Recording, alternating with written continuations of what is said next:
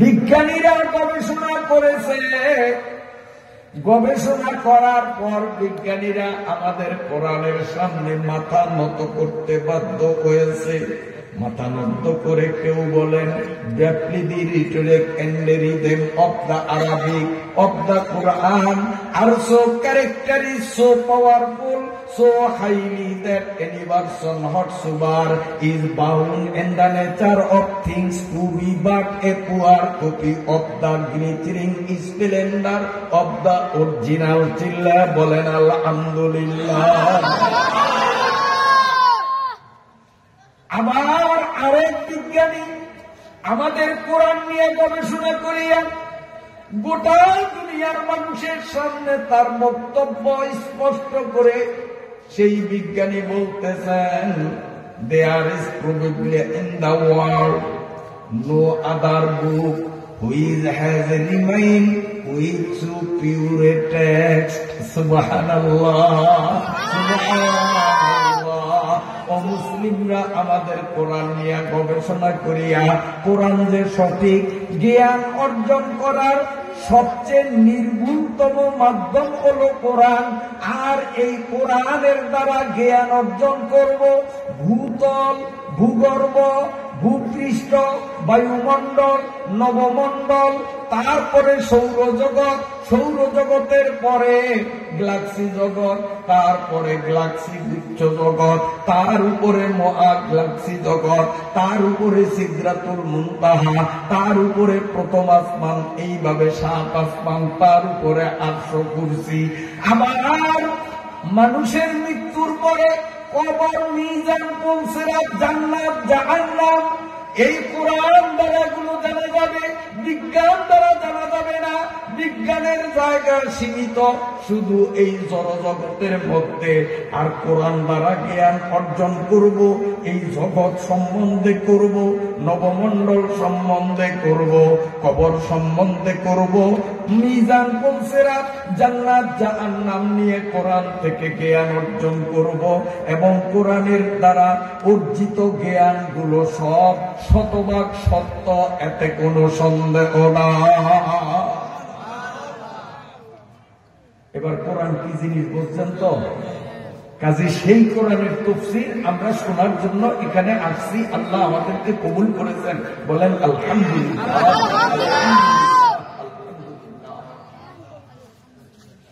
আল্লাহ পড়ুন, মাদ্রাসা পড়ুয়া তালবেলের মতো। আউযু বিল্লাহি মিনাশ শাইতানির রাজীম। সকলে বলুন বিসমিল্লাহির রাহমানির রাহিম। সুবহানাল্লাযী আসরা বি'আবদিহি লাইলাম মিনাল মাসজিদিল হারামি ইলাল মাসজিদিল আকসা। শাব্দিক অর্থ, পুত পবিত্র সেই মহান সত্তা যিনি নৈশকালীন ভ্রমণ করালেন নিজের বন্দাকে রাতের কিছু অংশে মসজিদে হারাম থেকে দূরবর্তী মসজিদ পর্যন্ত। আল্লাযী বারাকনা হাওলা, যার চতুর্পার্শ্বকে করেছি আমি বরকতময়। লিনুরিয়াহু মিন আয়াতিনা, আমার কতিপয় নিদর্শন প্রত্যক্ষভাবে তাকে দেখানোর জন্য। ইন্নাহু হুয়াস সামিউল বাসীর, নিশ্চয়ই তিনি পরম শ্রোতা ও পরম দ্রষ্টা। এ হল 111 আয়াত বিশিষ্ট সূরা বানী ইসরাঈলের ১ নম্বর আরবি ভাষায় নাযিলকৃত আয়াতের মোটামুটি শাব্দিক বাংলা অর্থ। আসলে বাংলায় এই আয়াতের মাধ্যমে মহান রব্বুল আলামিন বিশ্ববাসীর সামনে একটা মহা ঐতিহাসিক সত্য ঘটনার প্রারম্ভিক অবস্থার দিকে ইঙ্গিত করেছে। যেই ঘটনাটা সংঘটিত হয়েছিল অধিকাংশ ও প্রসিদ্ধ বর্ণনা মতে রজবের চাঁদের ২৭তম রজনীতে রাসূলুল্লাহ সাল্লাল্লাহু আলাইহি ওয়াসাল্লামকে কেন্দ্র করে। সেই ঘটনাকে আমরা সাধারণত মেরাজ নামে অভিহিত করি। মেরাজ শব্দের আবিধানিক অর্থ ঊর্ধ্বগমন, উপরে ভ্রমণ, ঊর্ধ্ব জগৎ পরিভ্রমণ। মেরাজ ঊর্ধ্ব জগৎ, ৭ আসমান, ৮০০ কুরসি, লৌহ কলম, জান্নাত জাহান্নাম, সব কিছু ভ্রমণ করছেন আমার নবী, আপনার নবী জনাব মুহাম্মদুর রাসূলুল্লাহ সাল্লাল্লাহু আলাইহি ওয়াসাল্লাম। আগেকার কোন নবীর কপালে মেরাজ জোটে নাই। আগেকার নবীরা জান্নাত জাহান্নামের বয়ান নিজ নিজ উম্মতদেরকে শুনাইছেন আল্লাহর থেকে শুনিয়া শুনিয়া। তারা জান্নাতও দেখে নাই, জাহান্নামও দেখে নাই। আমার নবী, আপনার নবী মেরাজ নামক সফরের মাধ্যমে প্রত্যক্ষভাবে জাগ্রত অবস্থায় এই চক্ষু দিয়ে জান্নাতও দেখছেন, জাহান্নামও দেখছেন। আর সেই জান্নাত জাহান্নামের বর্ণনা নবীজি আমাদের সামনে বলছেন যে শোনা কথা বলি না, আমি দেখা কথা বলছি। এখন প্রশ্ন হলো যে আল্লাহ তাআলা আদম থেকে নিয়ে ঈসা পর্যন্ত অসংখ্য নবী রাসূল পাঠাইলেন, কোন নবীর ভাগ্যে মেরাজ জুটল না। শুধু আখিরি নবী কেন মেরাজের গৌরবে গৌরবান্বিত হলেন, এই মেরাজ লাভ করে ধন্য হলেন আমাদের নবী একা। ইনি কেন মেরাজ পাইলেন আর বাকি কেউ কেন পেল না? একটা প্রশ্ন আছে। হর গোজা মুশকিল জওয়াব জারাওয়াত, হর কুজা পুস্তাস্তে আভা জারাওয়াত, হর কুজা দর্দে দওয়া জারাওয়াত। মনে করছে হুজুর ওখানে চাই আমারে দেখে না, দেখছে তো আমি এরকম নজর করিয়া মাদের ওই কানি চাই হারিয়েছি, ওটা হিসেও দেখি। তুই মনে করছো তোরে এলো দেখবো না? আসলে সাবাস কর না, যথেষ্ট সাবাস। একটারে পিডাম দিন সব বেশি সিধাও, একটারে পিডাম ওখানে। আজ কার কপাল পিডা ঘুরে আমি জানি না, একটারে পিডাম সব দিয়ে সোজা। আপনারা কথা কেন না, আপনারা কথা কইলে আবার ঝগড়া লাগবে। সাইজ আমি করবো, কেমনে করতো ওরা তো ভালো, একদম দুষ্ট করে সাইজ করতে আমার 1-2 ব্যাপার। কত বড় সাহস! এই নবীরা 2টা সাইঙ্গানি করে। ওয়াজ তোরা বুঝবি না, বুঝার বয়স হয় না, ধৈর্য ধরিয়া বল, ইনশাল্লাহ ভবিষ্যতে কামে লাগবে। এই যে মনে করেন বোম্বাই মরিচ, আমি জানি এটা বোম্বাই মরিচ, জিব্বাত লাগাইছি, জাল লাগবো না না লাগবো, এইতে কিন্তু জানে না, এইতে জীবনে বোম্বাই মরিচ দেখে নেই। এখন এইতে যদি এটা জিব্বাত লাগে, এইতে তো জাল লাগবো না লাগবে। হ্যাঁ, তাহলে মরিচ যে এইটা, এটা বুঝলেও জাল লাগবো, না বুঝলেও তো তোরা ওয়াজ বুঝবি, তো গোল বুঝবি না, তো গোল লাভ হইব। মুরব্বীরা ওয়াজ বুঝবে, হেগো লাভ হইব, হেগো লাভ হইব নগদ, তোগো লাভ হইব বাকি। পরে ইনশাল্লাহ বয়স যখন হইব তখন ইনশাল্লাহ দেখবি লাভ হইব। এই জন্য চুপ করিয়া বসিয়া থাক, ওয়াজে তোগো লাভ হইব, তোরা বুঝবি না, না বুঝলেও বসিয়া থাক, লাভ হইব। আল্লাহ তাআলা তোদের ভবিষ্যৎ উজ্জ্বল করুক। ক আমিন, আমিন ক। প্রশ্ন ছিল কোন নবী মেরাজ পাইল না। মেরাজ পাইছে কয়জন নবী? কি নাম? মুহাম্মাদুর রাসূলুল্লাহ সাল্লাল্লাহু আলাইহি ওয়াসাল্লাম। আমাদের নবী মেরাজ পাইছে। কেন পাইছে তার অনেকগুলো কারণ তাফসীরের কিতাবে আছে, সত্তর বলা যাবে না। আমি একটা বলি আপনাদেরকে। একদিন আসমান আর জমিন এই দুইজনে মিলিয়া ঝগড়া করছে। আসমান এবং জমিন দুইজনে মিলিয়া।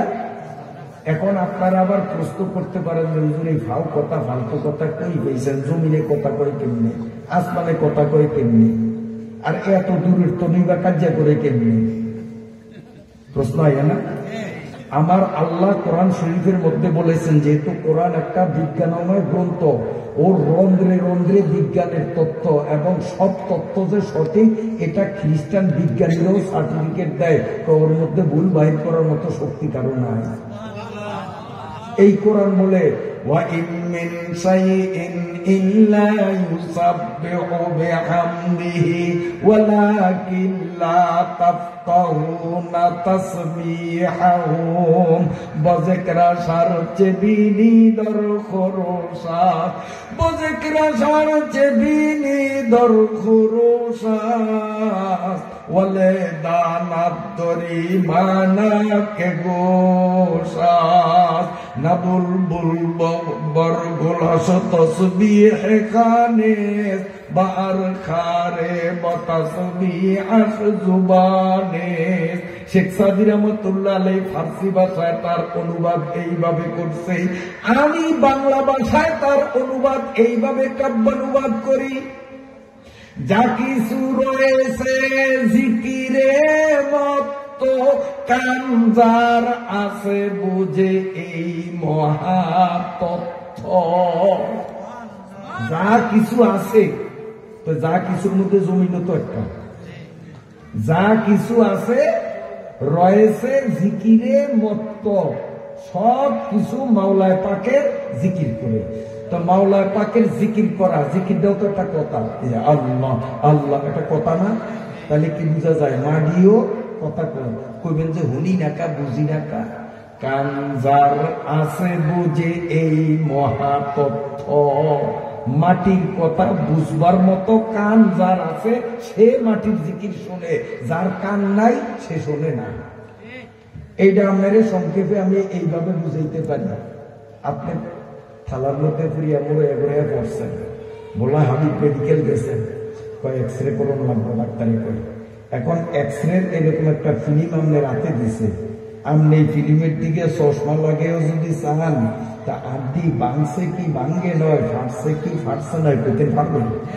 হ্যাঁ, একটা চশমা ডবল লাগে চাইলেও পেতে পারবেন না। কারণ এইটার ভিতরে এইটা দেখিয়া হাড্ডি ভাঙছে কি ভাঙ্গে নয় সেই জ্ঞান আমার নাই, রুগীর নাই, রুগী দেখিয়া বোঝে না। আর এমবিবিএস ডাক্তারের দ্বারা ফিল্মটা নিলে উনি কারেন্টের বাতিটা জ্বালাইয়া সিরিয়াস, 3 জায়গা ফাটা, 1 জায়গা ভাঙছে, আড্ডি কদ্দুর সুইটিয়া সাইডে হইয়া রয়েছে, ডাক্তার কইতে পারে না। তো ডাক্তারেরও চোখ দুইটা, আমারও চোখ দুইটা, সেই বেড়ায় চোখ দিয়ে দেখিয়া কয় যে 3টা ফাটা দিছে, 1 জায়গায় ভাঙছে, আড্ডি কদ্দুর সুইটিয়া পড়িয়া রয়েছে বস্ত্রের ফাঁকে। এই বেড়ায় কইতে পারলো, আমরা কেন কইতে পারলাম না যে এই বেড়ার মধ্যে এই ফিল্ম বুঝার মতো জ্ঞান আছে, এই জন্য এই বেড়ায় বোঝে। আমরা রুগী যারা, আমাদের জ্ঞান নাই, এই জন্য আমরা চোখে দেখতেও বুঝি না। যা কিছু রয়েছে জিকিরে মত্ত কানজার আছে বুঝে এই মহাতত্ত্ব। প্রভাতের বুলবুল শুধু গান গায় না, প্রত্যেক কাটা ও গায়ে তার গান সত্য। বর্তমানে আধুনিক বিজ্ঞান, এদিকে খেয়াল করেন, আধুনিক বিজ্ঞান মাটির উপরে গবেষণা চালাইছে, গাছগাছালির উপর গবেষণা চালাইয়া এমন একটা মেশিন আবিষ্কার করছে বন্ধুরা। আমেরিকার বিজ্ঞানীরা এমন একটা কম্পিউটার আবিষ্কার করছে, এই কম্পিউটারের তারের সংযোগ মাটির সাথে দিয়া ইয়ারফোন কানের মধ্যে লাগাইয়া আপনি যদি কম্পিউটারের বটন চাপিয়া অন করেন, করার পরে যদি আপনি মাটির মধ্যে দাও দিয়া সাবাল দিয়া গুতান, খুব রূপা, ওই মাটি যে কান্দে, মাটি যে চিল্লা চিল্লি করে, কম্পিউটারের সাহায্যে বিজ্ঞানীরা কানে শুনতে পায়। একটা গাছ, মনে করেন রেন্ডি গাছ, এই রেন্ডি গাছের কিনারে যাইয়া ওই কম্পিউটারের তারের সংযোগ লাগাইয়া বিশেষ প্রক্রিয়ায় কম্পিউটারের বটন চাপিয়া কানের মধ্যে ইয়ারফোন লাগাইয়া ওই গাছের যদি আপনি লাঠি দিয়া বাড়ি দেন, দাও দিয়া কোপ দেন, গাছে যে কান্দে কম্পিউটারের সাহায্যে বিজ্ঞানী গাছের কান্নার আওয়াজ শুনতে পায়। গাছের গোড়ায় পানি দিলে, সার দিলে গাছটা যে আরাম লাগে, সে খিলখিল করে হাসে। যন্ত্রের মাধ্যমে বিজ্ঞানীরা গাছের হাসিও শুনতে পায়। আমার আল্লাহ ১,৫০০ বছর আগেই বলেছেন, ইন মিন শাইইন ইল্লা ইউসাব্বিহু বিহামদিহি। সব জিনিসে কথা বলে, সব জিনিসে কথা বলে, কিন্তু কথা শোনার মতো কান আমাদের কাছে নাই, যন্ত্র আমাদের কাছে নাই। তাই বলিয়া আমরা শুনি না, আমরা শুনি না তাই বলিয়া কথা বলে না এমন নয়। আসমান আর জমিনের মধ্যে লাগছে ঝগড়া, আসমান জমিনের ধমক দেয়, শুক্রাঙ্গানি দেয়, এ জমিন কয় যে স্যার কামারে চিনুনি, কয় চিনি তো, আপনি আসমান মিয়া, কয় না আসমান মিয়া চিনলে হবে না, আমার পরিচয়টা তোমারে আমি বুঝাইয়া দেই। এরে জমিন, তোরে বানাইছে বালু মাটি আর পানি দিয়া, আর আমি আসমান রে আল্লাহ বানাইছেন স্বর্ণ দ্বারা, রূপা দ্বারা, জমরজত পাথর দ্বারা, জমররত পাথর দ্বারা আমাকে বানাইছে এভাবে হীরা কাঞ্চন পান্না চুন্নি মণি মুক্তা দ্বারা। কাজী তোর ধাতু হলো বেদানা, আমার ধাতু হলো অতি মূল্যবান। নাম্বার 1, নাম্বার 2, এ জমিন, তোর ভিতরে পায়খানার হাজার হাজার কোটি কোটি অগণিত পায়খানার গোডাউন আছে না নাই? বাথরুমের টাঙ্কি আছে না নাই? তোর মধ্যে 1 আর 2 নয়, কোটি কোটি মরা গরু, পচা মরিচ আছে না নাই? ও জমিন, আমি আসমানের মধ্যে কোন ছাগল মরাও নাই, আর তোর মধ্যে মহিষ মরা, হাতি মরাও আছে। জমিন, তোরে আরো আমি জানাইয়া দেই, আমি আসমানের মধ্যে পিস্তল বাহিনী নাই, মুস্তান বাহিনী নাই, আসেনি? কথা কম। আমি আসমানের মধ্যে স্বৈরাচার নাই, আমি আসমানের মধ্যে গুন্ডা নাই, আমি আসমানের মধ্যে ডাকাত নাই, চোর নাই, আমি আসমানের মধ্যে আছে আল্লাহর অসংখ্য নিষ্পাপ ফেরেশতা। ও জমিন, তোর মধ্যে অসংখ্য কাফের বেঈমান, নেতানিয়াহুর মতো অসভ্য, মুদির মতো ফাজি আছে না নাই? কইবেন যে হুজুর এত সত্য কথা, এনে কইয়া লাভ কি? এনে কইয়া লাভ কি জানেন? গোটা দুনিয়া এখন মুডের মাধ্যমে আমার এই কথাগুলো আপনারা যেরকম শুনতেছেন, নেতানিয়াহু শুনতেছে, মুদিও শুনতেছে, যে আমার মুখ দিয়ে যে ওদের যে ফাজি বলছি, অসত্য বলছি, অমানুষ বলছি, জানুস বলছি, এই কথাগুলো তারাও শুনতে আছে। এই যে দেন না যন্ত্র, এটার মাধ্যমে, এই যে যন্ত্র খাড়িয়ে দিচ্ছে, এটার মাধ্যমে শুনে তো ফাজিরে ফাজি কমু না কমু কিনি। এই ফাজিয়ে আমাদের বাংলাদেশের মান সম্মানকে নষ্ট করার জন্য মুদি কত বড় অসভ্য। এরপরে মুদির পাগল আমাদের দেশে কিছু অসভ্য মানুষ আছে, এদের মধ্যে আসলে জ্ঞান নাই, করে পাগলাকার অধিবর্তী করার দরকার, যারা মুদিরে সাপোর্ট করে। কারণ মুদিকে একটু পরিচয়টা নেন। এই বদমাইশে 5 তারিখের পরে বাংলাদেশের ইজ্জতটাকে নষ্ট করার জন্য, গোটা পৃথিবীর কাছে বাংলাদেশকে ঘৃণার পাত্র বানাইবার জন্য সে প্রচার করছিল। ওই মলম বিক্রেতা এক সাংবাদিকের মাধ্যমে প্রচার করছে যে বাংলাদেশে নাকি হিন্দুরা খুব শান্তিতে নাই, আমরা মুসলমানরা নাকি অগরে সিংড়ে। আচ্ছা, বাংলাদেশও হিন্দু করে মুসলমানরা এরকম 5 তারিখের আগে বা পরে হিন্দু করে এরকম জ্বালাইছে, এরকম কোন প্রমাণ আছে? তাহলে মোদি যে প্রচার করছে সত্য না অসত্য? মিথ্যা কথা প্রচার করছে কেন? আমাদের বদনাম করার জন্য, আমাদের দেশের মান ইজ্জত নষ্ট করার জন্য, মুসলমানদেরকে সন্ত্রাসী বানানোর জন্য। আমি সেই মোদি সালারে বলতে চাই, এ অসত্য মৃত্যুকের বাচ্চা মোদি, তুই শুন, আমার ভোলায় আয়, করে চোখে আঙ্গুল দিয়ে দেখিয়ে দেব। আমাদের ভোলা পিটিআইয়ের সামনে এক ঘরে হিন্দু মুসলমান বসবাস করে, এক ঘরে ওই ঘাটে হিন্দু এই ঘাটে মুসলিম, এক ঘরে পূজা চলে, এক ঘরেই কোরআন তিলাওয়াত চলে, এক ঘরেই কীর্তন চলে, একই ঘরের মধ্যে নামাজ চলে। ওই সেখানে তো মারামারি নাই, মুসলমান হিন্দুরে বাধা দেয় না, হিন্দু ও মুসলমান রে বাধা দেয় না। একই ঘরের মধ্যে মা আর বাবা হইল হিন্দু, মাইয়াটা হইল মুসলমান। ভোলা আপনার ইয়েতে ডায়াগনস্টিকে চাকরি করে, এখনো চাকরি করে। আমি মেয়ের মা এবং বাবাকে নিজে জিজ্ঞাসা করলাম, এক ঘরে আপনারা কেমনে থাকেন? হাসে আর বলে, হুজুর আমরা হিন্দু, আমরা এখানে কীর্তন করি, ও আমাদের বাধা দেয় না। ও কোরআন পড়ে, জিকির করে, দোয়া দুরূদ পড়ে, নামাজ পড়ে, আমরাও তারে ডিস্টার্ব করি না। ও মুসলমান, সে ইসলামের রীতিনীতি পালন করে, আমরা হিন্দু, আমরা আমাদেরটা পালন করি। আমি জিজ্ঞেস করলাম, তাহলে খাওয়া দাওয়া হয় কিভাবে? আপনাদের এক পাতিলে রান্না হয় কিনা? আমাকে মেয়ের বাবা এবং মা দুজনে হাসে আর বলে, হুজুর আমরা আমাদেরটা রান্না করি, আমাদেরটা আমরা খাই, ওরে খাওয়ার জন্য বাধ্য করি না। আমরা কি পাকাইলাম সে এদিকে চোখ দিয়ে তাকায়ও না। সকালবেলা ঘর থেকে টিফিন কেরি বাটি নিয়ে বাহির হয়, হোটেলে নাস্তা করে, দুপুরের ভাত সে মুসলিম হোটেলে খায়, রাত্রের খাবার টিফিন কারিতে করিয়া বাসায় আনিয়া ওরটা ও খায়।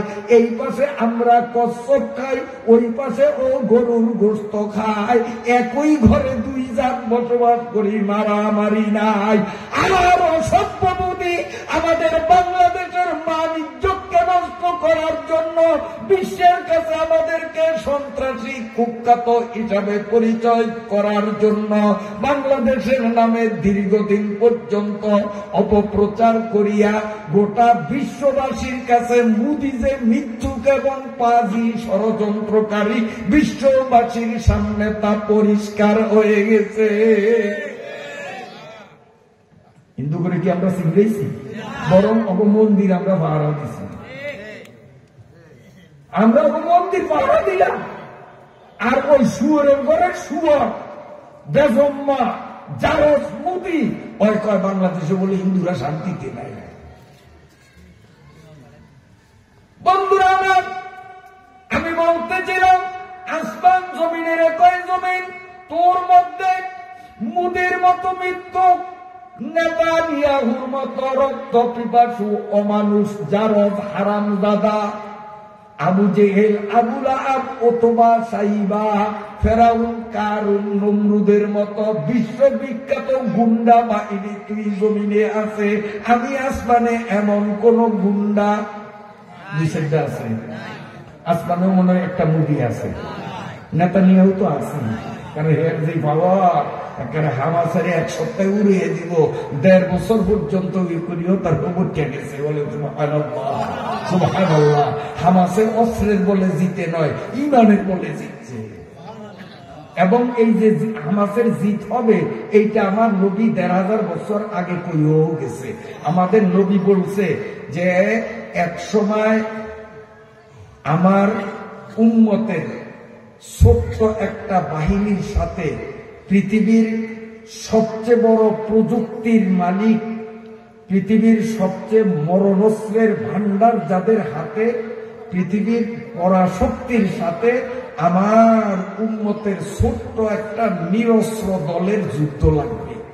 এবং এই যুদ্ধটা দীর্ঘদিন পর্যন্ত চলবে, কিন্তু শেষ পর্যন্ত সেই বিশ্ব শক্তি আমার দুর্বল মুসলিম বাহিনীর কাছে চরম অপমানের সাথে লজ্জিত হবে, পরাজিত হবে।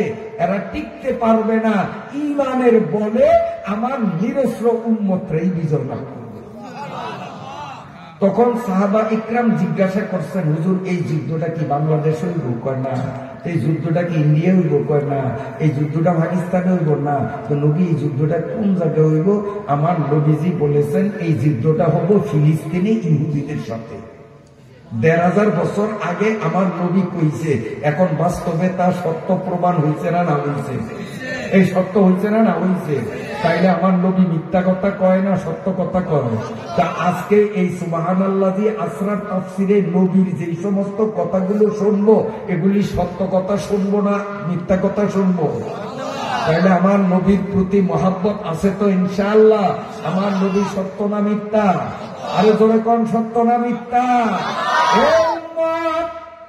নবীর উম্মত বলিয়া দাবি করে নবীরে চিনলা না, অথচ নবীর জন্য আসমান পাগল, জমিন পাগল, গোটা বিশ্ব জগৎ আমার নবীর জন্য পাগল। প্রাসঙ্গিক বলে দেই, একদিন দ্বিপহর বেলা খা রোদ, আল্লাহর নবী একটা গাছের নিচে বসিয়া সাহাবাদেরকে ওয়াজ করতেছিলেন। দূরে ছিল একটা মোটা গাছ, আমার দিকে তাকান।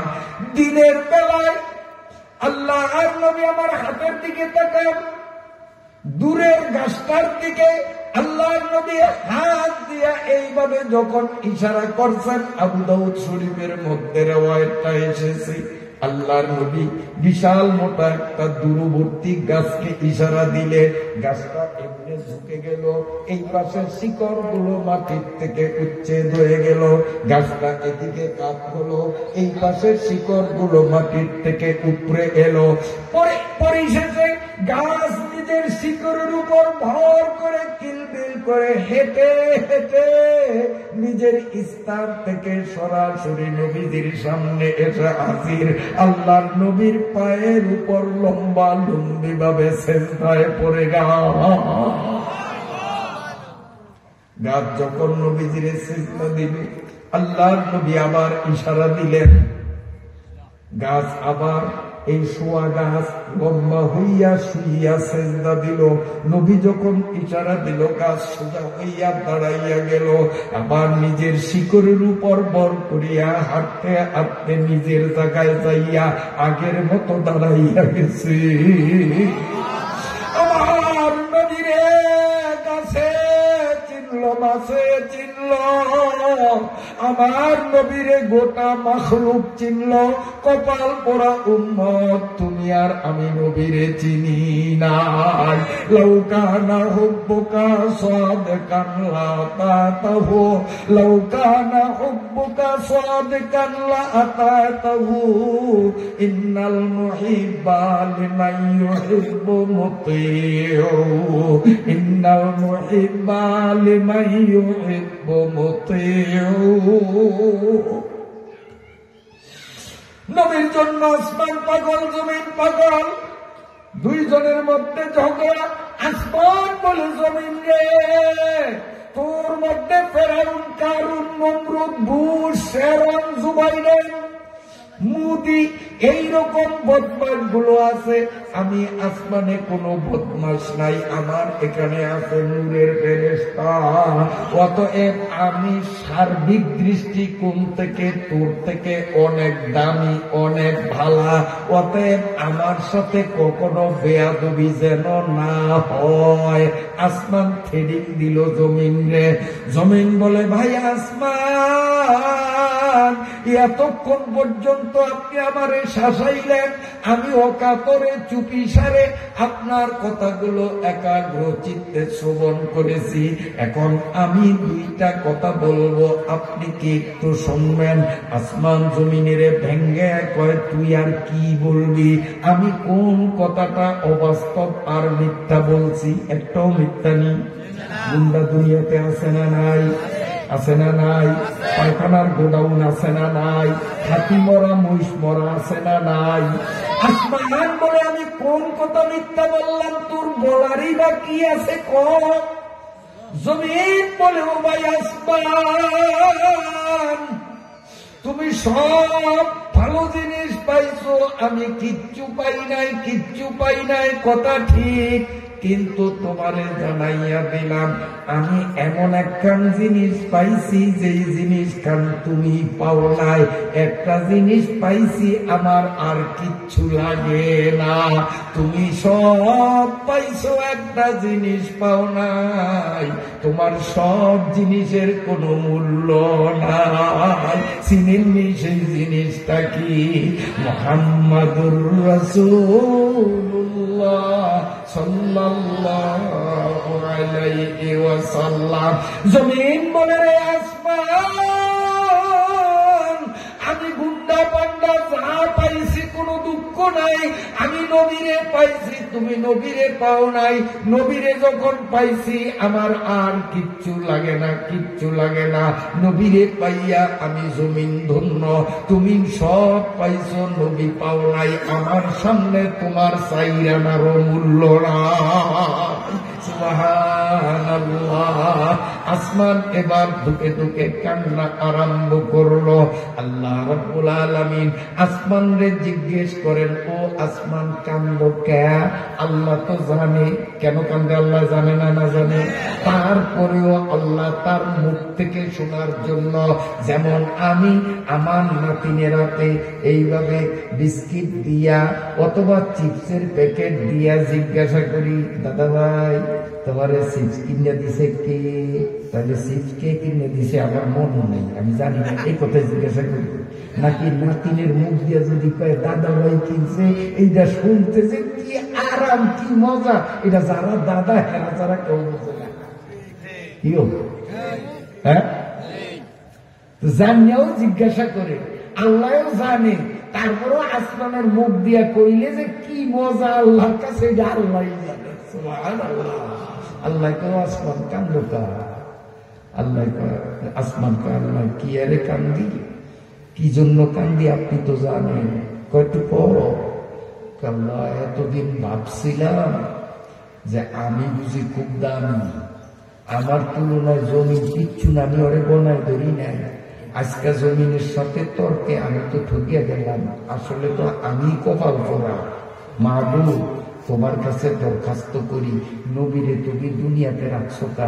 দেখো না আবু জাহেলে পাথর মারে, নবীরে নামাজের সেজদায় গেলে আবু জাহেলে উটের নারী বুড়ি মাথার উপরে চাপিয়ে দেয়, তাইফের ময়দানে নবীরে পাথর মারতে মারতে শরীরের থেকে রক্ত ঝরাইয়া দেয়, উহুদের ময়দানে নবীরে পাথর মারিয়া মুখের কাঁচা দাঁত ভেঙে শহীদ করিয়া দেয়, মাথার হেলমেট ভাঙিয়া মাথার মধ্যে লোহার শিক ঢুকাইয়া দেয়। ওগো আল্লাহ, আমি আসমানের মধ্যে তো আবু জেহেল পাঠি নাই, তুমি তোমার নবীকে আসমানে আনিয়া দাও, নবী এখানে থাকবে, কেউ নবীর সাথে বেয়াদবি করবে না।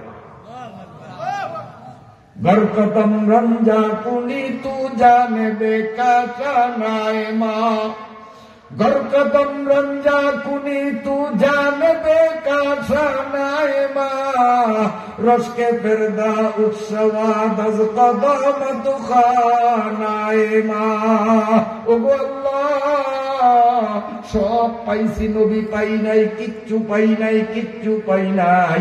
আল্লাহ তুমি নবীরে জমিন থেকে উঠাইয়া আমি আসমানের দিয়া দাও, এখানে নবী আরামে থাকবে, ফেরেশতারা নবীর ইজ্জত করবে, আবু জেহেল পাটি এখানে আসবে না।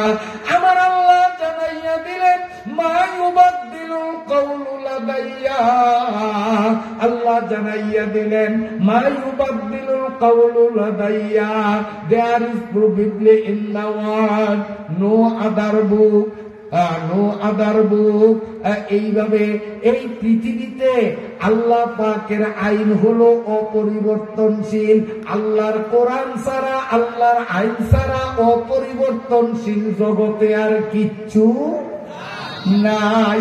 আল্লাহ বলেন, মা ইউবাদদিলুল কাওলু লাদাইয়া, ও আসমান আমার সিদ্ধান্ত নবী জমিনেই থাকবে, ইন্তেকালের পরেও নবী জমিনের পেটেই থাকবে, হাসরের মাঠে নবীকে জমিনের পেটের ভিতর থেকেই উঠাইব। অতএব তোমার কান্নায় কোনো লাভ হবে না, কান্না থামাইয়া দাও। কিন্তু আসমান তারপরেও থামল না, দুকে দুকে দুকে দুকে আসমান কাঁদতে আছে।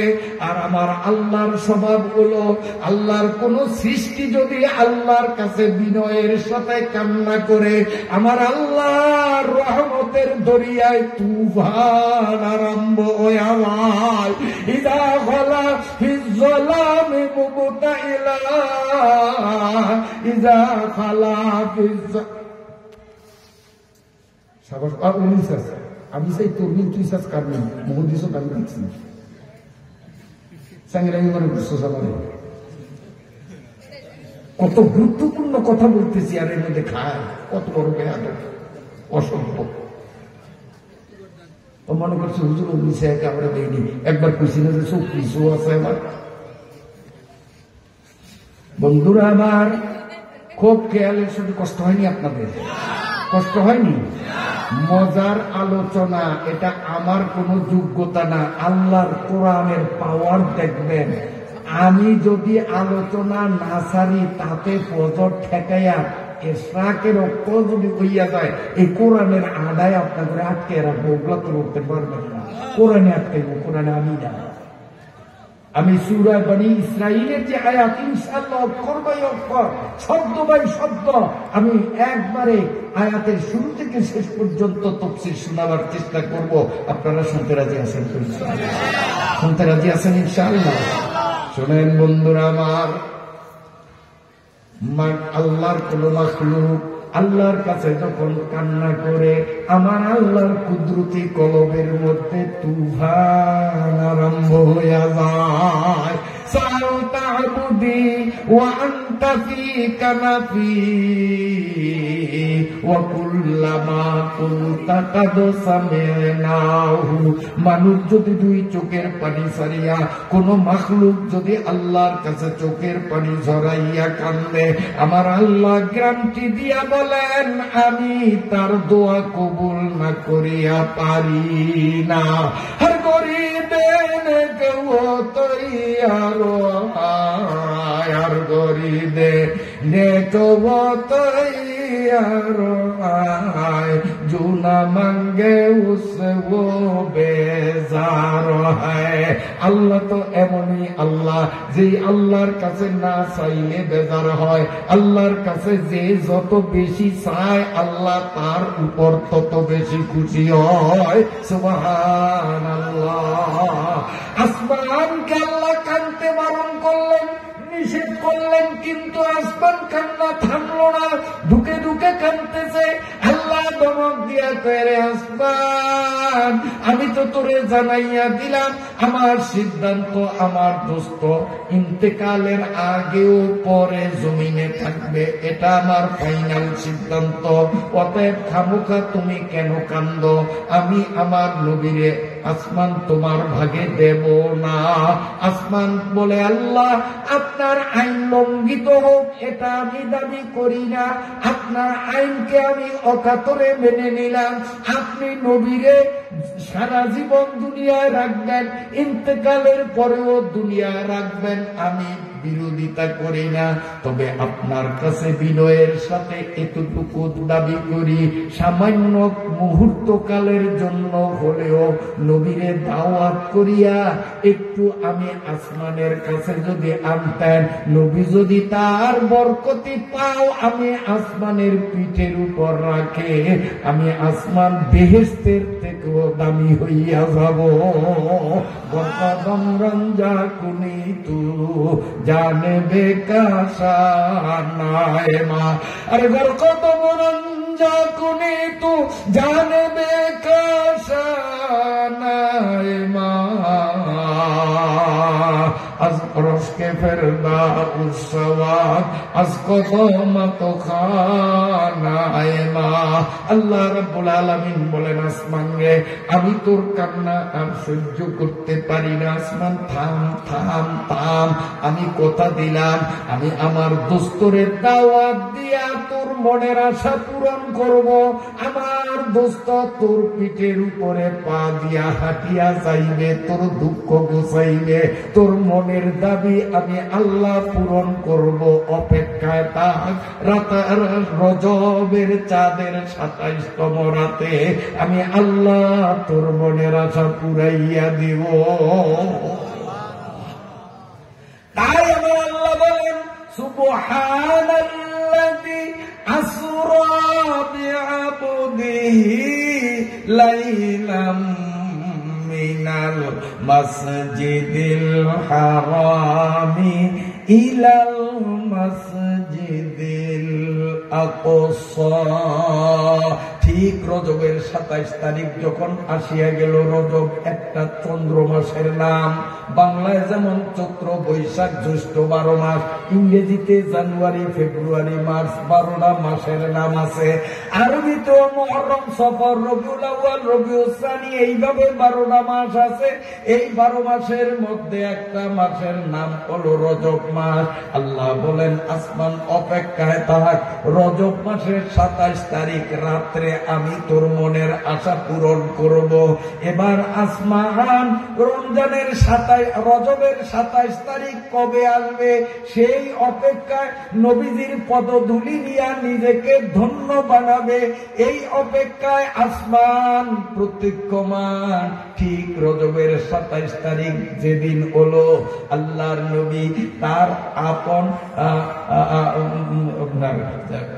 চাচতো বোন, আপন চাচতো বোন হযরতে উম্মে হানি রাদিয়াল্লাহু তাআলা আনহার ঘরে রাতের খাবার খাইয়া কাবা শরীফের পাশে হাতিম হাজী সাহেবরা দেখেছেন, আল্লাহ অদমকেও দেখার তৌফিক দিয়েছেন।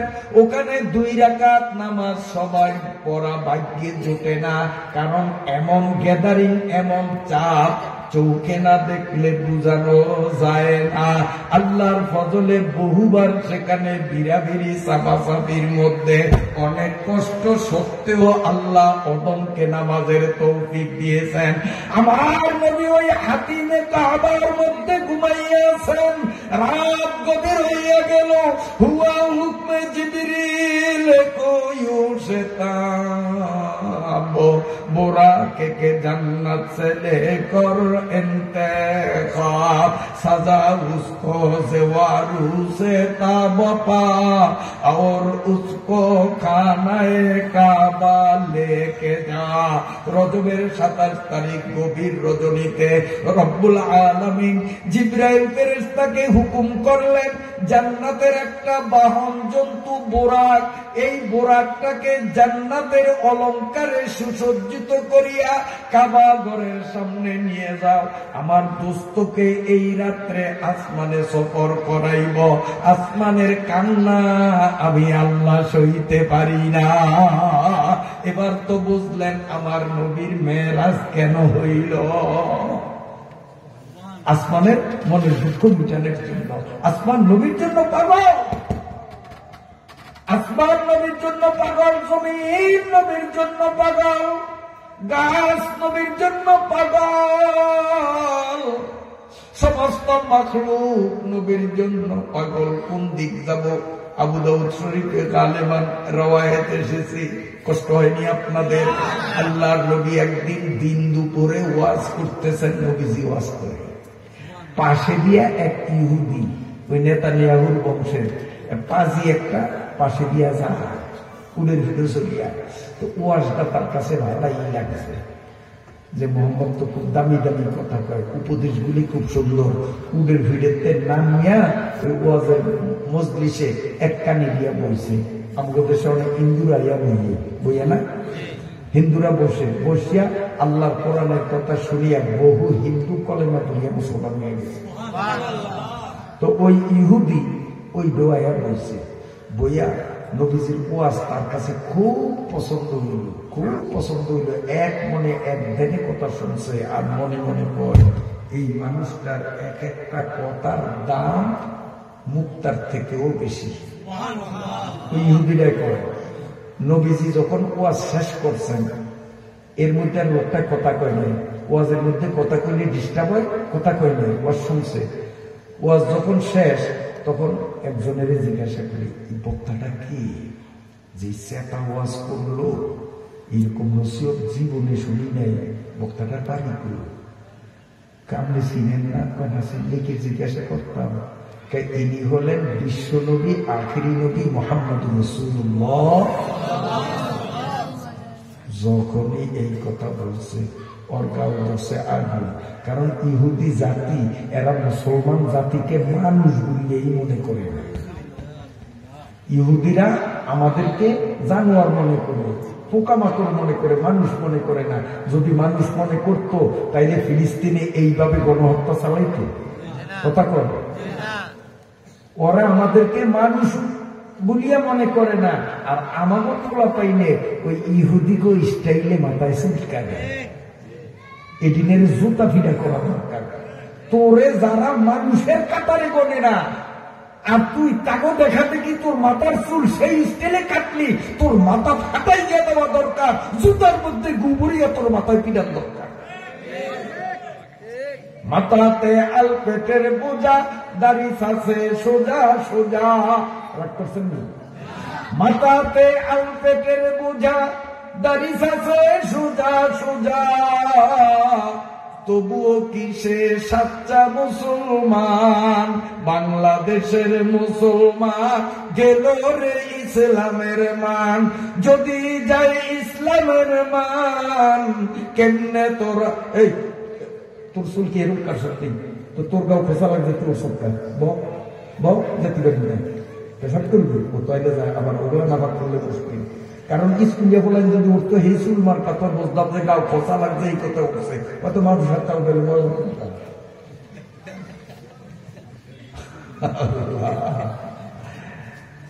বাবা রাগ করছে ভালো কথা কই না খারাপ কথা কই? ইহুদিরা আমাদের মানুষ মনে করে না, আর আমরা ইহুদিকে স্টেলে চুল কাটি। আমার তো বোকা, আমার থেকে পাগল। আর তুমি তো যেই পরিচয় পাইল ইনি মুহাম্মদুর রাসূলুল্লাহ, তোর চোখ দুটো পারে না যে নবীরে চাবাইয়া খাইয়া গায়। এতক্ষণ নবীর জন্য ভাগল, বক্তার জন্য ভাগল, এরকম বক্তা হয় না। যেই পরিচয় পাইল যে উনি মুসলমানদের নবী, ওর পারে না যে নবীরে অনেক শেষ করবো। এখন কি করব? ওর বুদ্ধি করছে হঠাৎ। ওরা গুই খায়, গুই ছেড়ে নেই, শুদ্ধ ভাষা কয় গুই সাপ। আপনার গ্রামের কই গুই, আপনার এলাকায় আছে না? এই ইহুদিরা গুই খায়।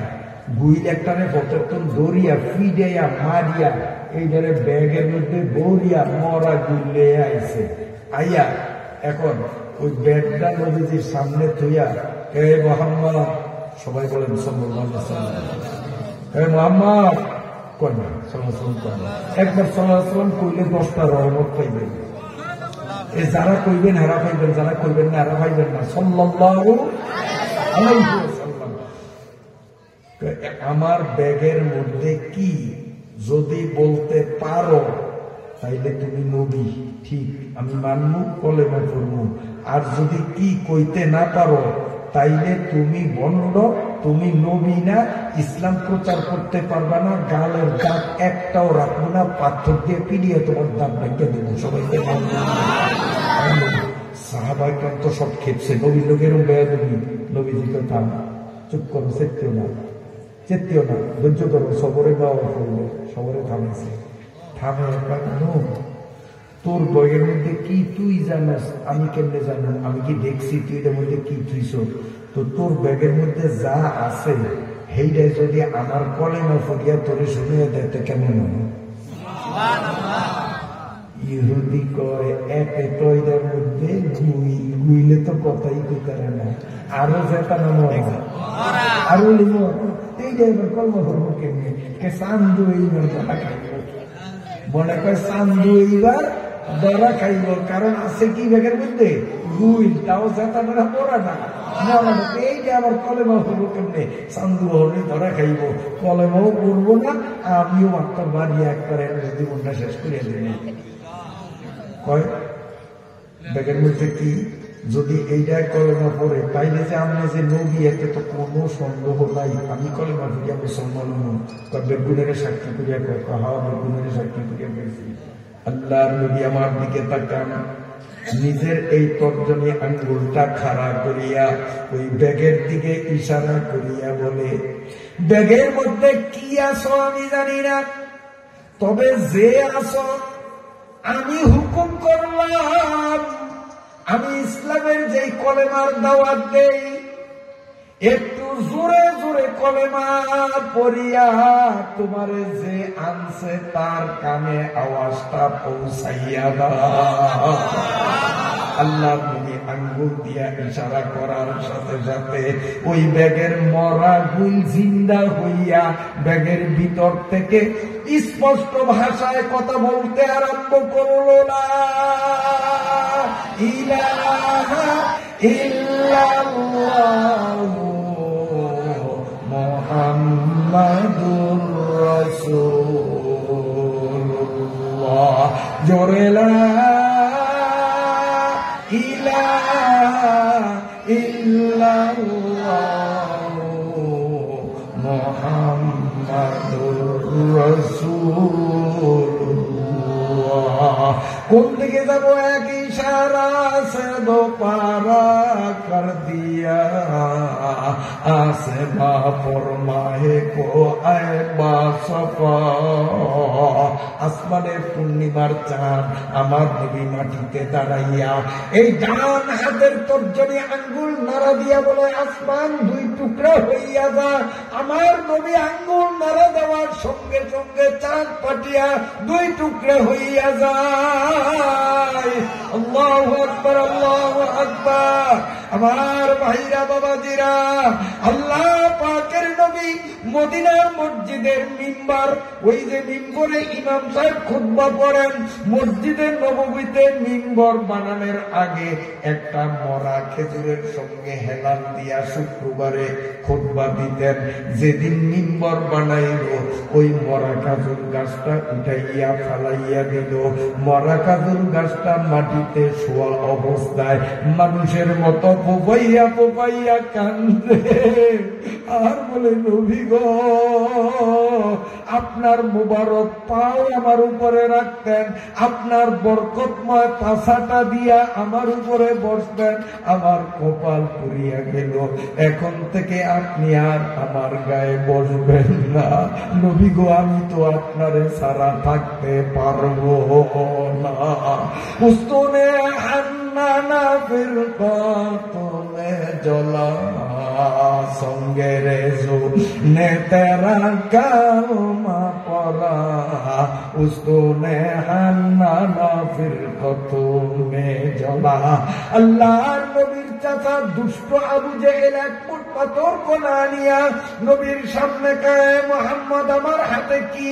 যদি বলতে পারো আমি এক্ষুনি কলেমা পড়িয়া মুসলমান হব।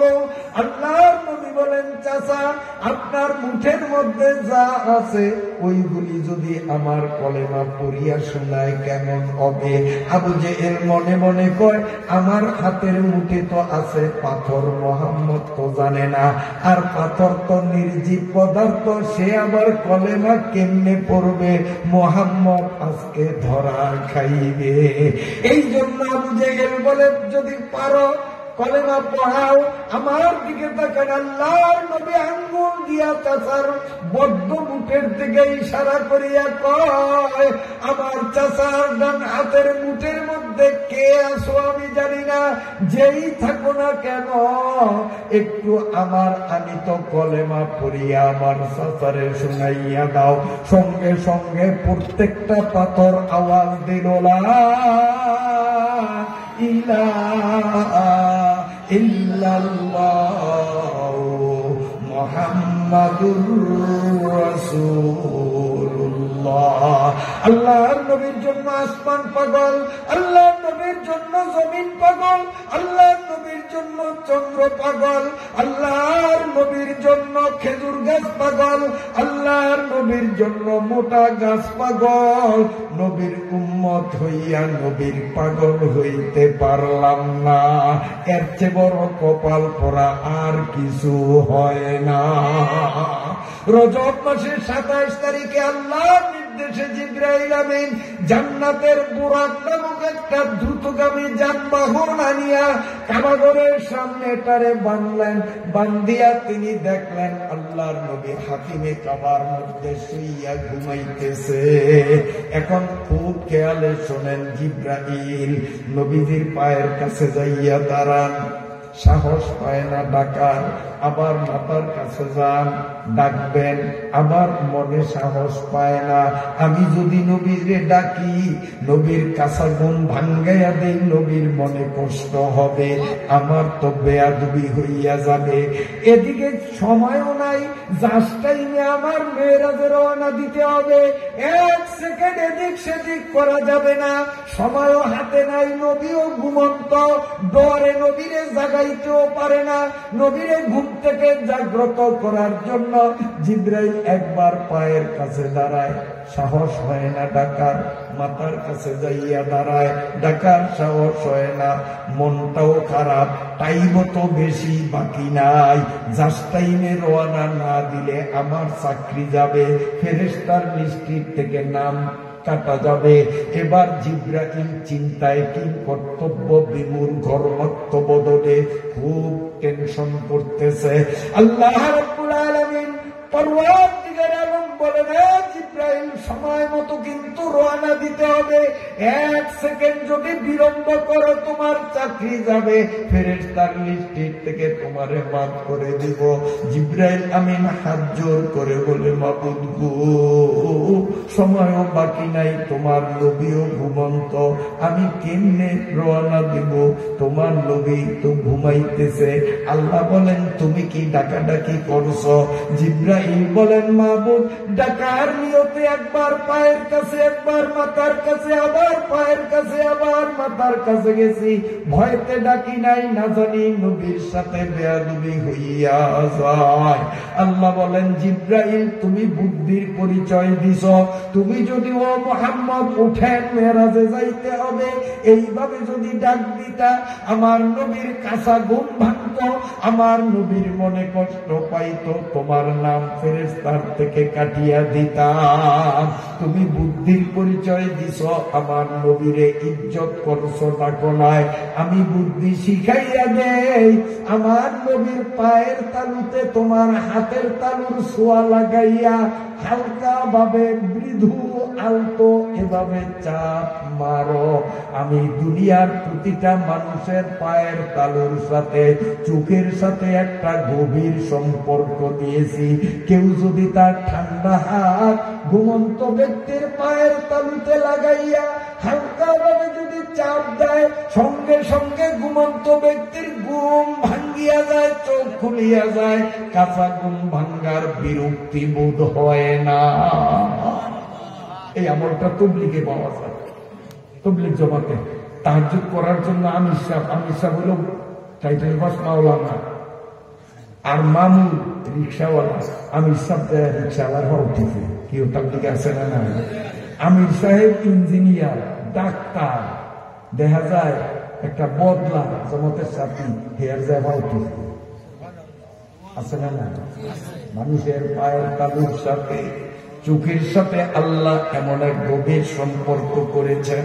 আল্লাহ জিবরাইলকে বলেন, পায়ের তালুতে হাতের ছোঁয়া লাগাইলে ঘুম ভাঙবে, কিন্তু কাঁচা ঘুম ভাঙ্গার বিরক্তি বোধ হবে না।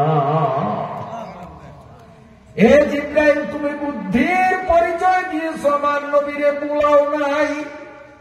যদি বোলাইটা বেয়াদবি হইয়া যাইত, এইখান থেকে আমাদের শিক্ষা নিতে হবে, কিয়ামত পর্যন্ত পৃথিবীতে নবী আসবে না, নবীর ওয়ারিস হলো এই সমস্ত আলেমরা। ঠিক আছে নি?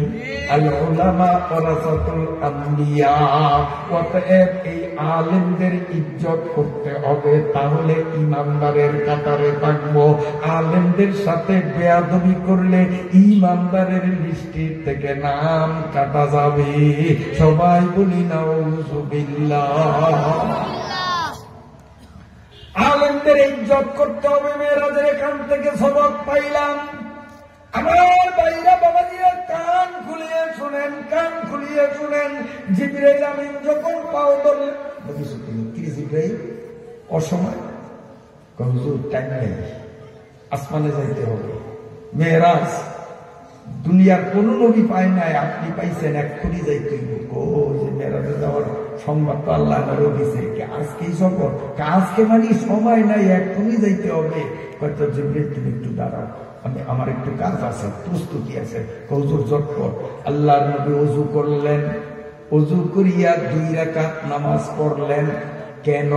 আল্লাহর নবী গোটা দুনিয়ার উম্মতকে শিখাইয়া দেন, উম্মত রে, তুমি যখন তোমার স্থান থেকে 72 কিলোমিটার বা তার চেয়ে বেশি দূরত্বে যাওয়ার জন্য নিয়ত করিয়া ঘর থেকে তুমি রওনা দিবা, ওই টাইমে বিনা উযুতে ঘর থেকে বাহির হইও না, উযু করিয়া বাহির হইতে হবে। নবী নিজে উযু করলেন, মাকরুহ উক্ত না হইলে 2 রাকাত নফল নামাজ পড়িয়া রওনা দিতে হবে। তাই নবীজি উযু করলেন, 2 রাকাত নামাজ পড়লেন। এবার নামাজ শেষে আল্লাহর নবী যখন জিবরাইলের পাশে এসে দাঁড়াইলেন, জিবরাইল আমিন বুরাককে বলে, ও বুরাক বস, হে বুরাক পিঠ নামা, আখিরি নবী তোর পিঠে উঠবে। যখন এই বুরাক শুনলো আখিরি নবী বুরাকের পিঠে উঠবে, বুরাক এবার নাচানাচি শুরু করলো যাতে নবী তার পিঠে চড়তে না পারে। বুরাক কোদাকুদি শুরু করলো। অমনি জিবরাইল আমিন হাতের লাঠি দিয়া বুরাকের গায়ের সদরে আঘাত করিয়া বকা দিলেন, এ বেয়াদব দুষ্ট, জানস তোর পিঠে কে উঠবে? মা ডাকে বা আহাদুন আকরামু ইনদাল্লাহ, তোর পিঠে আজকে যিনি চড়বেন তার থেকে দামি মানুষ কোনদিন তোর পিঠে চড়ে নাই। আল্লাহর পরে যার মর্যাদা তিনি তোর পিঠে চড়বেন, কার সাথে তুই বেয়াদবি করছিস? এই বলিয়া যখন বাড়ি মারলো, আল্লাহর কুদরতে বুরাকের জবান খুলিয়া গেল। বুরাক হুঙ্কার মারিয়া কয়, সাবধান জিবরাইল, একটা বাড়িও আর দিও না, একটা গালিও দিবা না, তোমারে আমি সাবধান করি, সাবধান রে জিবরাইল। ও জিবরাইল, আমার পিঠে যিনি চড়বেন এনারে তুমি চিনো না, আমি ওনারে চিনি, কারণে ওনারে পিঠে চড়ার সুযোগ দেই না। জিবরাইল ডরে থরথর করিয়া কাঁপে, কারণ যোগ বিয়োগে মিলে না। বুরাকে কয়, আমি ওনারে চিনি, এই কারণে ওনারে আমার পিঠে চড়ার সুযোগ দেই না। জিবরাইল কয়, এটা কেমন কথা? যদি চিনে যে ইনি আখিরি নবী, আল্লাহর দোস্ত, এখানে তো খুব ভদ্র নম্র ইয়া ভিক্ষাতে দেওয়ার কথা। আর বুরাকে কয়, আমি চিনি, এই কারণে আমার পিঠে চড়তে দেই না। তুমি বুঝবা না, একটা বাড়ি যদি দাও, একটা গালি যদি দাও, খবর আছে। এখন জিবরাইল ডরে থরথর করিয়া কাঁপতেছে। আল্লাহর নবী মুস্কি হাসি দিয়া বলে, জিবরাইল তুমি বুঝবা না, এখানে প্রেমের খেলা চলতেছে। মিয়া নেয়া সে কমা সুখের রামজিস, মিয়া নেয়া সে কমা সুখের রামজিস, কিরামান কাতিবিন রাহাম খবর নিস। আল্লাহর নবী বলেন, জিবরাইল তুমি বুঝবা না, এখানে প্রেমের খেলা চলছে। আল্লাহর নবী বুরাকের পিঠে থাপ্পর দিয়া বলেন, হে বুরাক, একটু জিবরাইলের ক্লিয়ার করিয়া বুঝাইয়া দে, কেন আমার পিঠে চলার সুযোগ দিলা না? কেন তুমি কোদাকুদি আর লাফালাফি করো? জিবরাইল রে বিষয়টা একটু বুঝাইয়া দাও। আমি কিন্তু বুঝলেও জিবরাইল বোঝে না, জিবরাইলকে বুঝাইয়া দাও।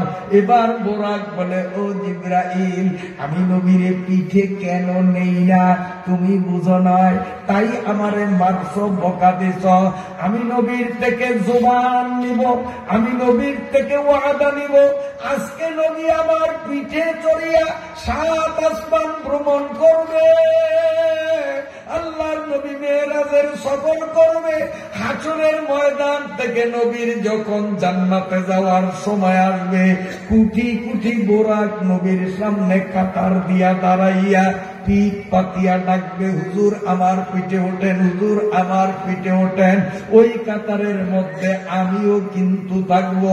আল্লাহর নবী আজকে মেরাজের সফরে আমার পিঠে বলবেন, হাসরের ময়দান থেকে জান্নাতে যাওয়ার দিনেও আমার পিঠে চড়বেন কিনা। এই ওয়াদা না দেওয়া পর্যন্ত আমি নবীরে পিঠে চড়াইব না।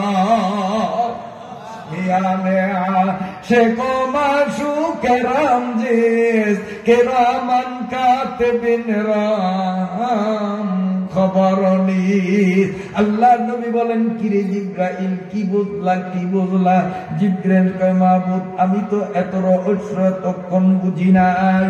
আল্লাহ নবী বললেন, বোরাক রে তুই শান্ত হ, আমি তোরে কথা দিলাম কোটি কোটি বোরাক হাসরের মাঠে আমারে আহ্বান জানাইলেও আমি কারো পিঠে চড়ব না।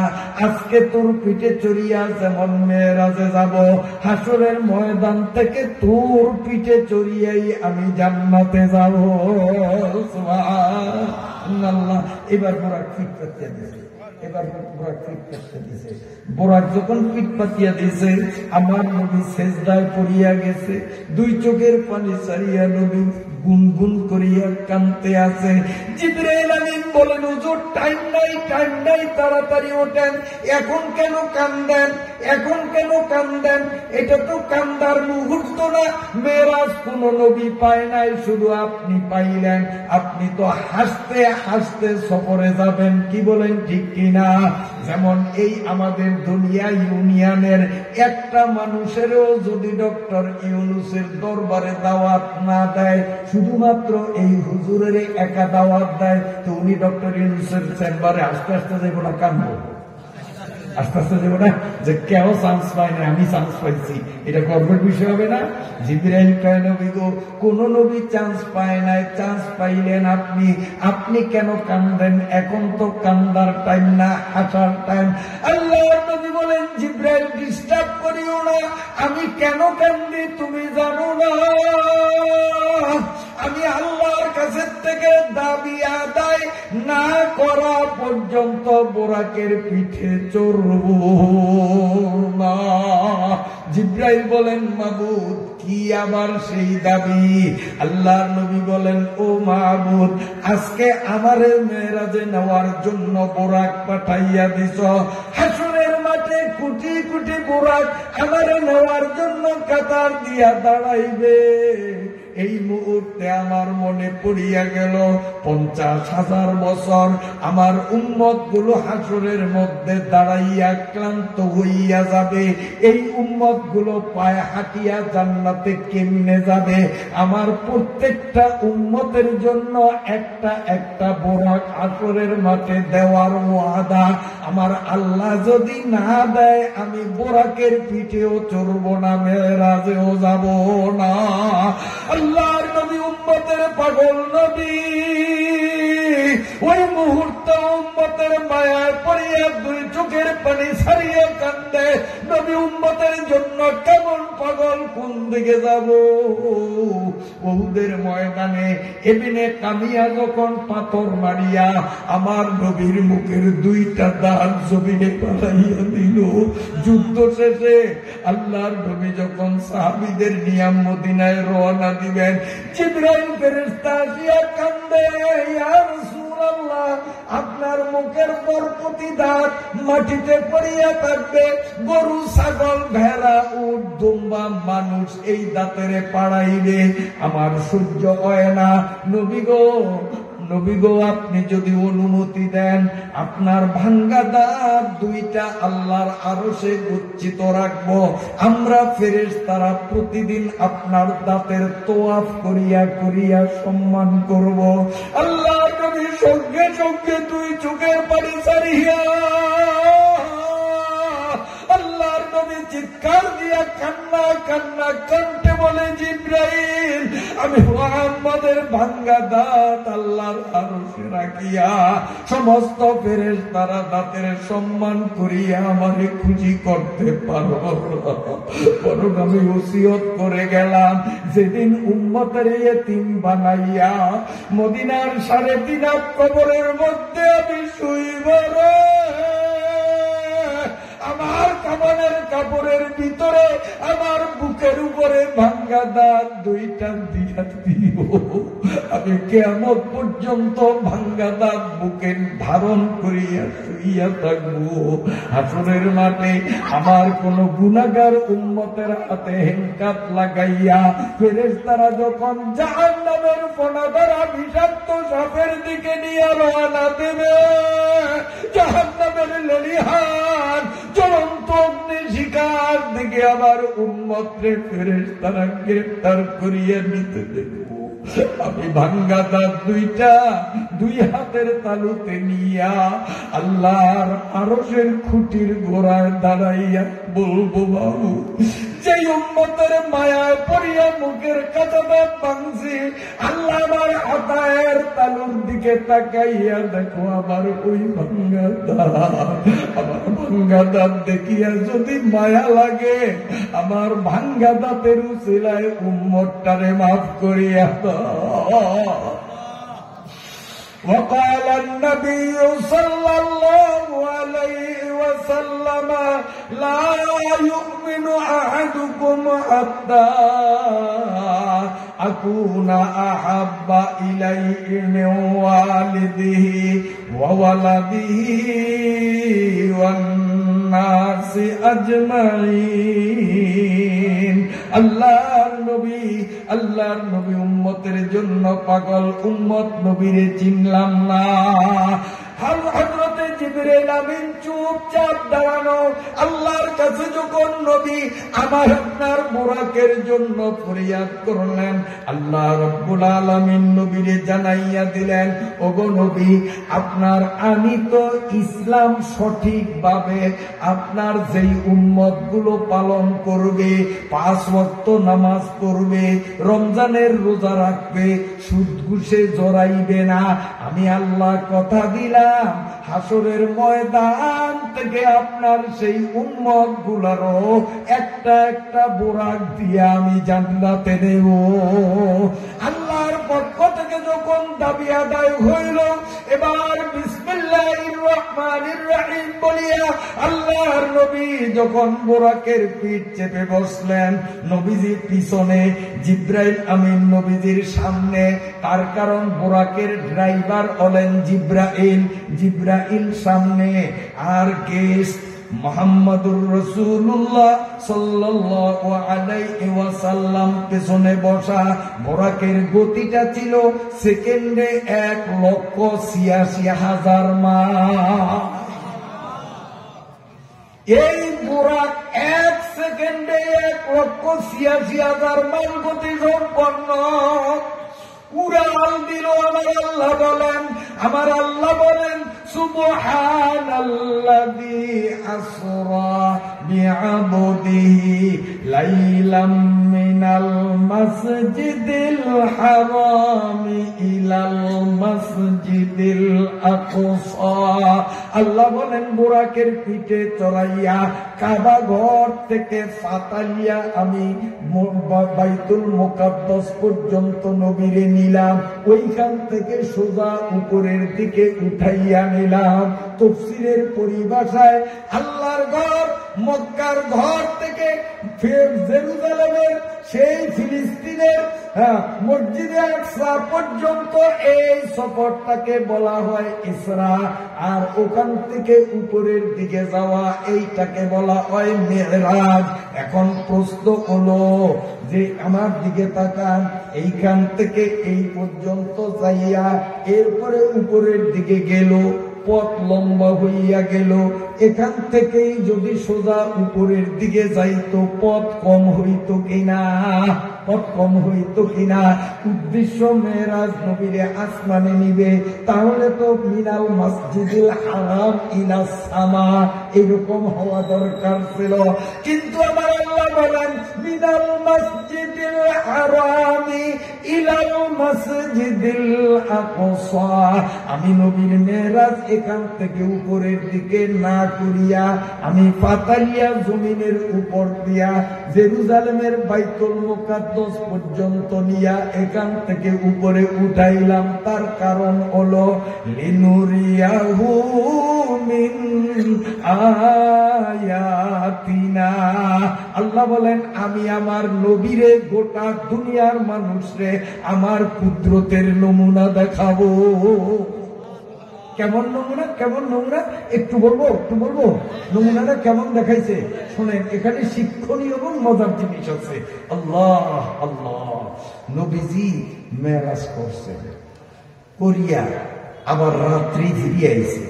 আইয়া সকালবেলা যখন সাহাবীদের কাছে শুনাইলেন যে আজকে আমার এই ভ্রমণ হয়েছে, আমি এখান থেকে বাইতুল মুকাদ্দাস গেছি, বাইতুল মুকাদ্দাস থেকে আমি আমার 7 আসমান সব কিছু ঘুরিয়ে আসছি। সাহাবা ইকরাম সবাই বিশ্বাস করছে, আপনারা বিশ্বাস করেননি, কিন্তু কাফেরিয়ারা বিশ্বাস করে না। মোহাম্মদের মাথা ফাটল, এক রাইতে এত দূরত্ব সফর কেমনে করে? আস্তা পাগল, বন্ধ নাউজুবিল্লাহ, নবীরে বন্ধ কর। ফটো দেখা হয়েছে আবু বকরের সাথে আবু জেহিলিয়া। আবু জেহিলিয়া কে, ওই আবু বকর, এই বন্ডের দিছে আর কতদিন থাকবা? হংস তোমার বন্ড নবী কি কয়? কি কয়? তোমার বন্ড নবী কয় এই গত রাত বলেই আসমান টাসমান সবকিছু ঘুরিয়ে আইছে। একই সম্ভব একটা মানুষ এইভাবে ঘুরিয়ে আইতে পারে? এই বন্ডের দিছে হলো থাকবা? তা আবু বকর বলেন এই কথাটা কি আমনে কন না আমার নবী কয়?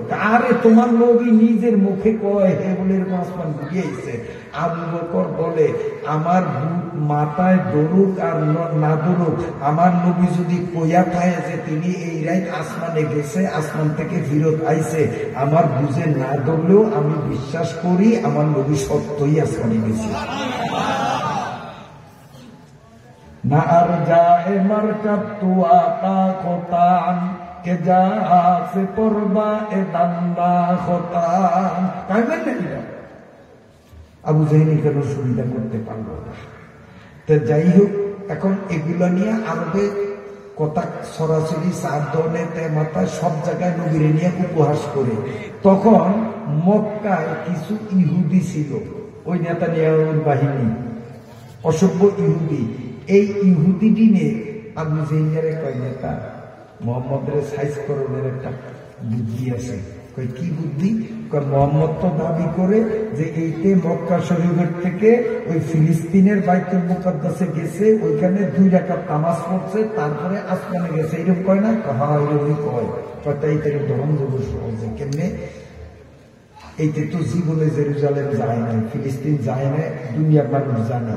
অনেকে জন দাবি করে গেছে, এইতে ধরুন তোমরা যাইয়া প্রশ্ন করো যে বাইতুল মুকাদ্দাস মসজিদের দরজা কয়টা, জানলা কয়টা, ফিলার কয়টা, তারপরে কয় ফুট বাই কয় ফুট দৈর্ঘ্য প্রস্থ, উত্তর দিতে পারবো না।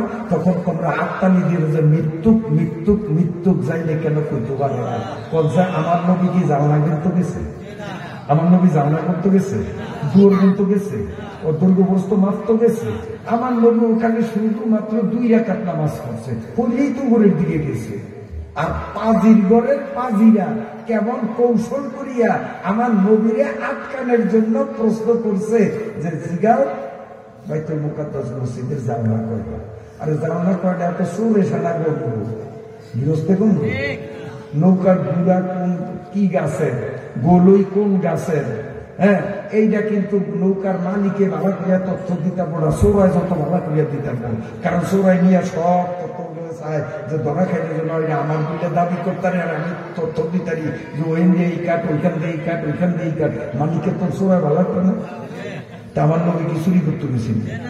আমার নবী গেছে নামাজ পড়তো। আর সৌরারা এইভাবে হ্যাঁ আমার নবীরে ঠেকানোর জন্য আল্লাহ পাক বলেন ইন্নাহু হুয়াস-সামিউল বাসীর। আল্লাহ বলেন আমার নবী মেরাজ করিয়া দুনিয়াতে আসলে ইহুদিদের পরামর্শে ময়দানে কাফেররা আমার নবীরে আটকানোর জন্য চেষ্টা করবে, মৃত্যু বলবে। আর নবী যদি এইখান থেকে সোজা আসমানে যায়, আসমানের তথ্যগুলো দিলে ওরা বিশ্বাস করবে না। এই জন্য লিনুরিয়া উমিন আয়াতিনা, আমি নবীরে বাইতুল মুকাদ্দাস নিছি যাতে করে নবী বাইতুল মুকাদ্দাসের নিদর্শন গুলো বলে। যখন নবীরে প্রশ্ন করছে, আল্লাহ নবী সিজদার মধ্যে পড়িয়া চোখের পানি ছাড়িয়া দিল। ও আল্লাহ, আমি তো জানলা কবাট বলতে যাই নাই। ওরে, যেই ঘর আমরা বানাইছি, যে ঘরে আমরা বসবাস করি, জীবন কাটাইলাম, এখন যদি খাড়া করিয়া দিই যে আমাদের ঘরের জানলা কটা, কে কি থাকবে? একজনও পারবে না, আমিও পারবে না।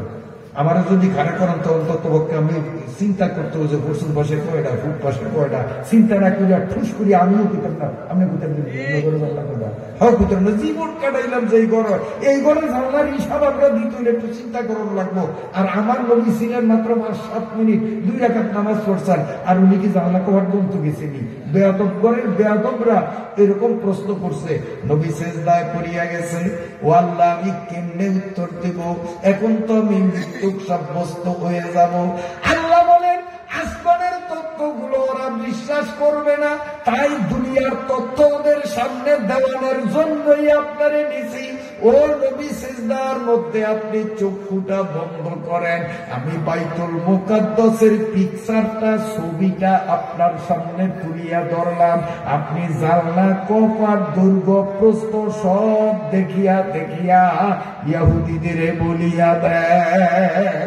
আল্লাহর নবী তখন সিজদার থেকে উঠিয়া বলেন, এই পাশে জানলা এতটা, ওই পাশে এতটা, ফিলার এতটা, হাইট এত, দৈর্ঘ্য এত, প্রস্থ এত। সহে দেয়া জিনিস করতে অসুবিধা আছে।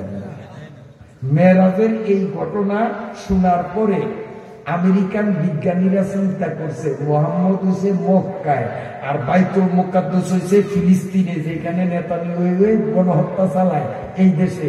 তাহলে এত দূরের থেকে মোহাম্মদের কাছে বাইতুল মুকাদ্দাসের ফটোটা যখন আসছে, তাইলে বাতাসের ভিতর দিয়া এক জায়গার ফটো আরেক জায়গায় নেওয়া সম্ভব। অতএব মাথা খাটাও এইভাবে ছবি একান্তন কেমনে নেওয়া যায়?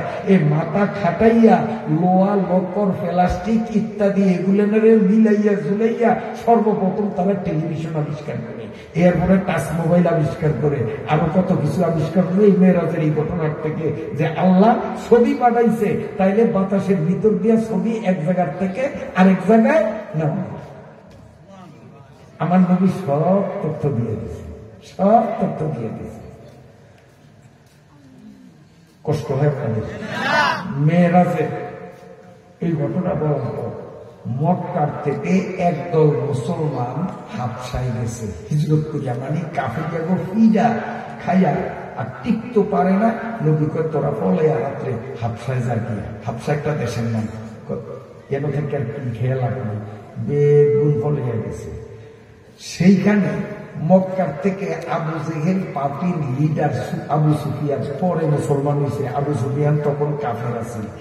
এই আবু সুফিয়ানে গেছে এই মুসলমানগুলির দরিয়া আননের জন্য, মুসলমানগুলির মক্কায় দরিয়া আনিয়া নির্যাতন করবে, এই জন্য গেছে। রাজার কাছে গেছে। তো রাজায় কয়, রাজার নাম হল নাজ্জাশী।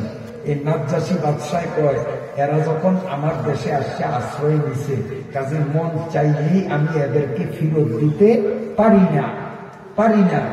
তো কি ব্যাপার, এদের অপরাধ কি? কয়, এদের অপরাধ কি? এদের অপরাধ মানে এরা ভণ্ড নবীর মত প্রচার করে। আমাকে নবী ভণ্ড, ভণ্ড নবীর মতবাদ প্রচার করে। তাহলে মানুষ এগুলো আনার পরে মুসলমানগুন দরবারে আনছে। আর আবু সুফিয়ান এবং তার সাথে সাঙ্গ ভাঙ্গ যেটি ব্যক্তি গেছে, ব্যক্তি নিয়ে গিয়ে কয়, নেতা নাজ্জাশী বাদশা বড় চালাক, এন আমরা কথা কইলে ধরা খাবো, বাদশার লোকের কথা আমনি কইলেন। এখন বাদশায় আবু সুফিয়ানের জিজ্ঞাসা করে, এ আবু সুফিয়ান, মোহাম্মদের যে তোমরা দেখতে পারো না, মোহাম্মদ মানুষটা কেমন, তার অপরাধ কি, আমার কাছে একটু বলো। এখন আবু সুফিয়ান চিন্তা করলো যে মায়ের পেটের থেকে পড়িয়া মোহাম্মদ জীবনে কোনোদিন অপরাধ করে নাই, তা আমি যদি এই বেলার নামে বদনাম করি তাহলে কথাটা হইব মিথ্যা। কি করবে? কারণ আমার জীবনে আমি মোহাম্মদরে আকাম করতে দেখি নাই। এখন যদি কই যে মোহাম্মদ এই আকাম করছে ওই আকাম করছে, তাহলে সত্য হইব না মিথ্যা হইব? মিথ্যা হইব। অথচ আমার আবু সুফিয়ান কয় জনমনে আমার একটা সুনাম আছে যে আমি মিশা কথা কই না। তা আজ যে যদি এনো পাঠি জিতানের জন্য মিশা কথা কই, তাহলে আমার সুনাম তো থাকে না। কাজী মোহাম্মদের নামে বদনাম তো কখন যায় না। আবার বদনাম যদি নাও কই, তো 11 তো ফেরত নিতাম পারি না। কি করা যায়, কি করা যায়, বহু চিন্তা ভাবনা করে এবার মাথায় বুদ্ধি খেলছে। বাদশাহ মোহাম্মদের বদনাম কি কমু, আমনেই চিন্তা করেন এ পাগল নাকি। হে বলে এই রাত্রে 27 তারিখে রজবের আসমানও গেছে, আসমান থেকে আইছে, বাইতুল মুকাদ্দাস গেছে, এই আকতা কুকতা কয় এই মানুষটা পাগল না? এই মানুষটা পাগল না? একই সম্ভব মক্কা থেকে বাইতুল মুকাদ্দাস যাওয়া, সেখান থেকে 7 আসমানে যাওয়া, এই আকতা কুকতা কয়? এটা তো সত্য হয়েছে। আর মোহাম্মদের বদনাম ওই বোঝের মাথা খারাপ। আবু সুফিয়ান কথা হ্যান কইছে। হ্যান কওনের পর দিয়া বাদশাহ মুসলমান করে জিজ্ঞাসা করে, তোমাকে নবী কি এরকম কথা কইছে? কয় জি, নবী কইছে, আমরা বিশ্বাস করছি। বাদশার পিছনে বসা চেয়ারে এক ব্যক্তি, উনি দাঁড়ায় কয়, জনাব বাদশাহ, অনুমতি দিলে আমি একটু কথা কইতাম। কয় কও, কি কইবা কও? কয় এই যে এই আবু সুফিয়ান যে রজব মাসের 27 তারিখের কথা কইল, এই তারিখ সম্বন্ধে আমার কিছু তথ্য জানা আছে। বাদশাহ কথা তো সামনে আইলো, সামনে আনছে। বলো। আমার পরিচয় হইল আমি বাইতুল মুকাদ্দাস মসজিদের খতিব। উনি পরিচয় দেয়, আমি বাইতুল মুকাদ্দাস মসজিদের খতিব। খতিব বুঝছেননি? বড় ইমাম। আমি বড় ইমাম।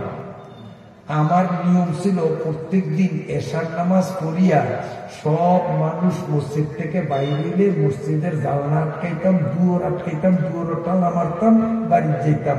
আবার ভোর রাত্রে তাহাজ্জুদ পড়ার জন্য সবার আগে আসিয়া তালা খুলতাম, দরজা জানলা খুলতাম, তাহাজ্জুদ করতাম, আস্তে আস্তে মুসল্লিরা আইতো। এইটা ছিল আমার প্রতিদিনের নিয়ম। কিন্তু এই যে ওরা যে রাইতের কথা কয়, এই রাত্রে এশার নামাজের পরে সব মানুষ গেছে। এখন আমি দুয়ার আটকাবো, এখন দুয়ার ধরিয়া যত ধাক্কা ধাক্কি করি চুল পরিমাণ আটকে পারি না। দুয়ার বেলায় দুয়ার আটকাইতে পারি না। তারপরে আমি লোক ডাকলাম, গ্রামের লোক ডাকলাম। কয় সেই সমস্ত লোকগুলি এখনো জীবিত আছে, বাদশাহ আপনি এগরে ডাকিয়া জিজ্ঞাসা করতে পারেন। শত শত মানুষ আনিয়া হেইয়া হেইয়া করিয়া সবাই টানছি, এক চুল পরিমাণ দরজা লাড়তে পারি না, দরজা মেলা। তখন আমরা চিন্তা করলাম যে দেওয়ালে মনে হয় চাপ দিয়া দরজা আটকাইছে, রাজমিস্ত্রি আনা। বাইতুল মুকাদ্দাসের মধ্যে কোটি কোটি টাকার সম্পদ স্বর্ণ থাকছিল, এই দরজা খোলা রাখা যায় না। রাতারাতি রাজমিস্ত্রি আনছি স্যার, রাজমিস্ত্রিরা আনছি। আর রাজমিস্ত্রিরা পরীক্ষা নিরীক্ষা করিয়া কয় দেওয়ালের চাপও পড়ে নাই, কিছুও পড়ে নাই, এই দরজা যে কেন আটকেছে আমাদের বুঝে ধরে না, কালকে সকালে চিন্তা করা যাইব, এখন আমরা কোনো কারণ পাই না। শেষ পর্যন্ত কি করবো, দরজা খোলা রাখিয়ে আল্লাহর উপরে তাওয়াক্কুল করিয়া বাড়ি গেছি, ঘুমাইছি। ভোর রাত্রে তাহাজ্জুদ পড়ার জন্য যখন আসলাম, আসিয়া দেখি মসজিদের দরজা আটকে নেই। ঠেলা দিলাম, দেই খোলে, আবার টান দেই, আবার আটকায়, আবার ঠেলা দেই খোলে, আবার টান দেই আটকায়, আবার ঠেলা দেই খোলে, আবার ঠেলা দেই আটকায়। এখন দেই ইজি, নিজে নিজেই ইজি। তো নিশ্চয়ই ওই রাত্রে মক্কা থেকে আখিরি নবী আসছে, এই জন্য আল্লাহ দরজা আটকে রাখছে কুদরতি পাওয়ার দিয়া। আমরা শত মানুষ চেষ্টা করিয়া দুয়ার আটকাইতে পারি নাই। মুহাম্মাদুর রাসূলুল্লাহ ওইখান থেকে 2 রাকাত নামাজ পড়িয়া আসমানের দিকে গেছে, আল্লাহ কুদরত উঠিয়ে নিছে। দুয়ার স্বাভাবিক, এখন যে কোনো একজনে টান দিলেই খোলে, একজনে টান দিলে আটকায়।